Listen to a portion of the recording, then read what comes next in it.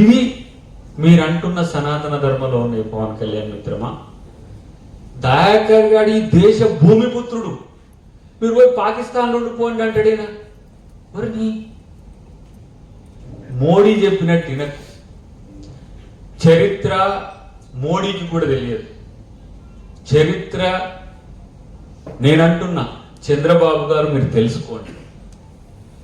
ఇలా క్రైస్తవ మిషనరీలను బీజేపీ చెప్పినందుకు మీరు చేసేసి, లేకపోతే పాస్టర్లను బెదిరియడము, లేదంటే ముస్లింలను వ్యతిరేకించడం, ఇది సమానత్వం? భారత రాజ్యాంగం మీకు చెప్పిందా? ఒక మతాన్ని కించపరచడం అని ఏదైనా రాజ్యాంగంలో రాసి ఉన్నదా?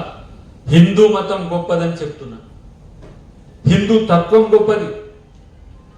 ఈ ప్రపంచంలో హిందువుకున్నంత సహనం, శాంతి ప్రపంచంలో ఏ కమ్యూనిటీకి లేదు. అందుకనే ఎంతమంది ఇన్వేడర్స్ వచ్చినా, ఎంతమంది వలసవాదులు వచ్చినా, ఎంతమంది దాడి చేసి వచ్చినా, అలెగ్జాండర్ లాంటి వాడు వచ్చినా, అక్బర్ లాంటి వాళ్ళు వచ్చినా, ప్రపంచంలో ది గ్రేట్లు అందరూ వచ్చి భారతదేశంలో వచ్చిపోయినా, భారతదేశంలో హిందూ మతం ఉన్నది, ఉంటది. కానీ హిందూ మతం ఏం చేస్తుందంటే క్రైస్తవుని ప్రేమిస్తుంది. హిందూ మతం ఏం చేస్తుందంటే ముస్లిం హక్కున చేర్చుకుంటుంది. హిందూ మతం ఏం చేస్తుందంటే బౌద్ధుని కూడా కన్సోల్ చేస్తుంది.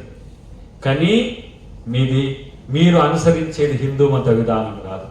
మీరు ఆర్యుల యొక్క సంస్కృతిని అనుభవిస్తున్నారు. మీరు ఆధిపత్యాన్ని చెలాయించాలనుకుంటున్నారు. ఆర్యులు ఎవరంటే ఇదే పాకిస్తాన్ అవతల ఉండే సువస్తు నది తీర ప్రాంతం నుంచి ఇక్కడికి బతకడానికి వచ్చినవారు. ఇప్పుడు ఊరికి ఎవరన్నా వస్తారు కదా, వాళ్ళ మధ్యన పంచాయతీ పెట్టి, ఇప్పుడు బ్రిటిష్ వాళ్ళు విడగొట్టి చేస్తారంటారు చూడు, అట్లా విడగొట్టి చేస్తారు. ఆ కల్చర్, ఆ మైగ్రెంట్ కల్చర్ భారతదేశానికి వచ్చి కులాలుగా, వర్గాలుగా, మతాలుగా, ప్రాంతాలుగా ఇట్లా విడగొట్టింది. వాళ్ళ యొక్క సంస్కృతిని మనం ఎందుకు అనుసరించాలి? కాబట్టి చంద్రబాబు గారికి విజ్ఞప్తి అనుకోండి, లేదంటే హితం అనుకోండి, లేకపోతే మీరు ఇట్లనే చేస్తే రేపు డిమాండ్గా కూడా మారుతుంది. ఎందుకు ఇంత పాజిటివ్గా చెప్పాల్సి వస్తుందంటే, ఈ రాష్ట్రంలో దళితులు క్రిస్టియన్స్గా ఎక్కువ ఉన్నారు, ఈ రాష్ట్రంలో ముస్లిమ్స్ ఎక్కువ ఉన్నారు, మా దగ్గర ముస్లిమ్స్ ఎక్కువ ఉన్నారు, తెలంగాణలో క్రిస్టియన్స్ కొంతమంది ఎస్సీలు ఉన్నారు ఎక్కువ, ఇక్కడ ఉన్నంత లేకపోయినా ఈ మతంతో రాజకీయాలు చేసే రాజకీయ పక్షాలతో సమస్యలు వస్తున్నాయి. ఇక నువ్వు ఇప్పుడు నేను 2-3 సార్లు కదా ఇటుతోక అటుతోక కట్ చేసి చేస్తాను. నేనన్న మోడీ గారి కాంచే హిందూ మతం పుట్టి మోడీ గారితోనే అంతమవుతుందా? లక్షల సంవత్సరాల భారతదేశ చరిత్రలో 10,000 సంవత్సరాల నుంచి మనిషి పుట్టుక తన అస్తిత్వం వస్తే, సనాతన ధర్మం ఒక 5,000 సంవత్సరాల కంటే ముందు నుంచి ఉంటే, ఇవాళ మనం ఒక 1,500, 2,000, 2,500 అంటే బుద్ధుని కంటే ముందు నుంచి, బుద్ధుని తర్వాత నుంచి ఇవాళ ఈ దేశంలో హిందూ వే ఆఫ్ లివింగ్ ఉన్నది. దాన్ని మేమందరం కదా, భూమిపుత్రులం మేము కదా అనుసరించింది. ఈ దేశంలో ముస్లిం కూడా పుస్తే గాజులు, లేకపోతే మన తిండే, మనం వండుకునేది, మన దగ్గర పండేది, కృష్ణా జిల్లాలో పండేది, లేకపోతే ఆంధ్రప్రదేశ్లో పండేది తింటారు కదా, వే ఆఫ్ లైఫ్ లో. క్రిస్టియన్ కూడా అదే తింటాడు కదా. మరి ఏమైనా బీజేపీ వాళ్ళు వేరే తింటారా? నాకు అర్థం కాదు. ఎప్పుడు వచ్చింది బీజేపీ? 40 సంవత్సరాల క్రితం ఈ దేశంలో బీజేపీ అనేది ఏర్పడ్డది. కానీ మీరు అనుకుంటున్న స్ఫూర్తి కేంద్రాలు ఎవరైతే గోల్వాల్కర్ ఉండో, హెడ్గేవర్ ఉండో, ఈ దేశంలో దళితులు మిగతా అగ్రవర్ణాలు ఒకటే అంటాడేంది అంబేద్కర్? ఇది ఎక్కడి కథ? ఇట్లా అవుతుందా? మనుషులంతా ఒకటే అవుతుందా అంటాడు గోల్వాల్కర్ ఆయన పుస్తకాలు. మరి మనుషులంటే ఇప్పుడు నేనంట ఒకసారి, దళితులకు కూడా కళ్ళు ఇక్కడే ఉంటాయి, ముక్కు ఇక్కడే ఉంటుంది, మూతి ఇక్కడే ఉంటుంది, చేతులు ఇట్లనే ఉంటాయి. అది అగ్రవర్ణంలో ఏ కులంకైనా కళ్ళు ఇక్కడ ఉండవు, ముక్కు ఇటువైపు లేకపోతే నాలిక ఇటువైపు ఇట్లా ఉండవు కదా. మనిషికి అందరికీ సేమ్ ఫీచర్స్ ఇచ్చిండ్రు ప్రకృతి, లేదంటే మీరన్నట్టుగా దేవుడు. మరి దళితుడు చేసింది ఏ సమాజమో మీరు సమాధానం చెప్పాలి. దళితుడు సమానత్వంతో లేడు అని అంటే దానికి సమాధానం చెప్పాలి. ఇలా దళితులు చదువుకొని సమానత్వంతో వస్తుంటే కుట్రలు ఎందుకు చేస్తున్నారు? నేను డాక్టరేట్ ఇన్ కామర్స్, ఎంసీఏ చదువుకున్నా, ఎల్ఎల్బి చేసిన. ఇవాళ సమాజాన్ని నేను ఎంకామ్, ఎంసీఏ, ఎల్ఎల్బి, పిహెచ్డి చేసిన దానికంటే ఈ 20 సంవత్సరాల్లో సమాజాన్ని చదివింది 1000 రెట్లు ఎక్కువ నాకు. ఎందుకంటే సమాజంలో ఇన్ని అసమానతలు, ఇన్ని వివక్షలు, ఇంత వైరుధ్యాలు ఉండే సమాజంలో భారత సమాజం సమానత్వంతో ఉందని ఎట్లా కామెంట్ చేసుకోవాలి? ఎట్లా ఆత్మసంతృప్తి చేసుకోవాలి? ఇలా నేను దళితున్నై చదువుకోబట్టే, రిజర్వేషన్లు కాబట్టి ఎమ్మెల్సీ వచ్చిన మీతో నేను ఇంత ప్రేమను పంచుకునే ఒక మంచి అవకాశం నాకు వచ్చింది. మీరందరూ కూడా మాకంటే ముందు సక్సెస్ అయిన వాళ్ళు దీంట్లో ఉన్నారు. నేను 50 ఏళ్ళకి సక్సెస్ అయిన ఇప్పటికి ఉద్యోగం వచ్చింది. మా ఆవిడకైతే 19 సంవత్సరాలకే వచ్చింది ఉద్యోగం, లక్కీ.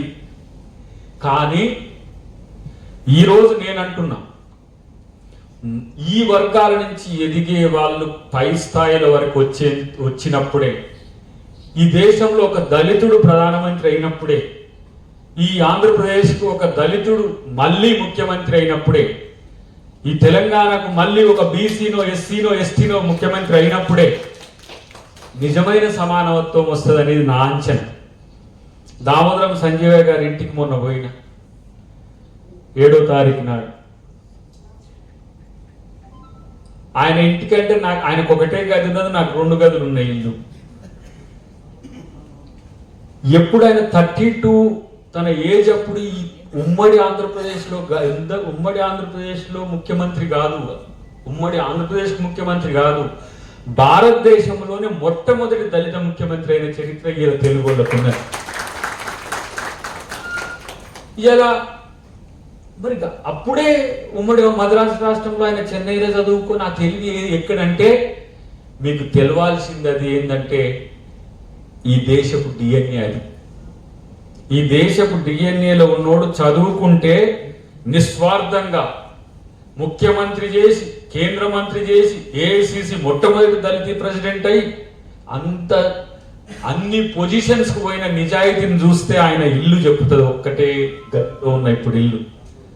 వార్డు మెంబర్ అయితే మా దగ్గర వాడిని ఇల్లు చూస్తానికి ఇట్లా చూడాలి. వార్డు మెంబర్ అయితే మా ఏరియాలో హైదరాబాద్ లో, ఎమ్మెల్యే అంటే కమ్సే కమ్ వాడు ఒక 1000 కోట్లతో ఉండాలి, లేదంటే ఒక 2000 కోట్లు ఉన్నాయి సార్కాడ ఉండాలి.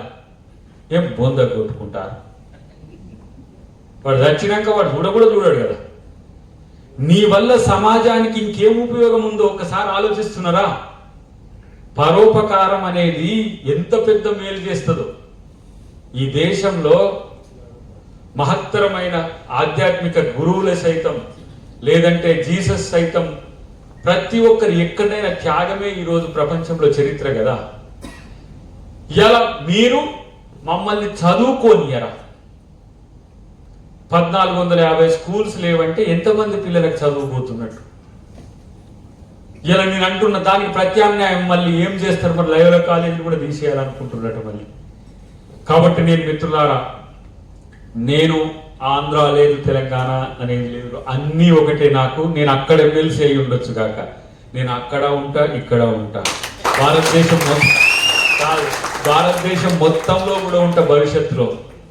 ఎందుకంటే ఈ దేశంలో బడుగులు చరిత్ర, ఈ దేశంలో బడుగులు చరిత్ర అయింది. కాకా కాల్కేకర్ కమిటీ కావచ్చు, లేదంటే మండల్ కమిటీ కావచ్చు. ఆ రోజు అంబేద్కర్ గారు ఏం చేసింది? బీసీలకు చట్టసభలో రిజర్వేషన్లు ఎందుకు ఇస్తలేడు అన్నాడు. మహిళలకు ఎందుకు చట్టసభలో రిజర్వేషన్లు ఇస్తలేడు అన్నాడు. ఆయన వదిలేసిన బండి అక్కడ ఉన్నది. బడుగుల కోసం ఇవాళ మోడీ కుల జనగణనలో కుల జనగణన పెట్టాలన్నాడు. ఆహ్వానిద్దాం. బీజేపీ వాళ్ళు అయితేంది, బీఆర్ఎస్ వాళ్ళు అయితేంది, కాంగ్రెస్ వాళ్ళు అయితేంది, జనసేన వాళ్ళు అయితేంది, ఒక మంచి పని చేస్తే ఆహ్వానిద్దాం.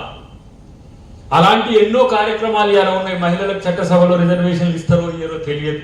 బిల్లు అయితే చేసింది, అయిపోయింది. ఇంతే కాకుండా ఈ దేశంలో మీరు ఎన్ని సంస్కరణలు తీసుకొచ్చినా, ఈ కులం అనే జాడ్యం నిరంతరం మనిషిని విడగొడుతూనే ఉన్నది. ఇట్లా ఎంతో మంది కలలుగానే ఉంటారు, కానీ కళల కోసం సాకారం చేసే 1,00,000 మందిని తయారు చేసుకునే లక్ష్యం కనుక చేసుకుంటే ఈ దేశంలో సమానత్వం కోసం మరొక పోరాటం చేసే వెసులుబాటు మాకు ఉంటుంది. ఎందుకంటే ఒక 20 సంవత్సరాల పొలిటికల్ లైఫే కాదు, సోషల్ లైఫ్ కూడా ఉన్నదనే విషయాన్ని మీరందరూ గుర్తుపెట్టుకుని నాకు సహకరిస్తారనే స్వార్థంతో ఇక్కడికి వచ్చిన నేను. మాకేం కులాల సంకుల సమరాలేం లేవు. నాకు మంత్రి పదవి ఏమని మా మందకృష్ణ ఒకటే అంటుండు, ఎందుకు తమ్ముడు మంత్రి అయితే ఏమన్నా జాతులకు మేలు చేస్తాడని. మా కాంతం కూడా, మా గజల కాంతం కూడా నిన్న చెప్పిండు, అరే ఒక పెద్ద ఆయన అడిగిండు, నువ్వు మాలాయనమైతే మాదిగోలు మంత్రి పదవి ఏమని అంటుండ్రు ఏంటి అని. వాళ్ళు మనిషికి ఇవ్వమంటారు, కులానికి ఇవ్వమంటలే. ఎందుకంటే కులం ఒక వెసులుబాటు, అది అడ్డుగోడ కాకూడదు. ఈ మధ్య వచ్చిన మా దగ్గర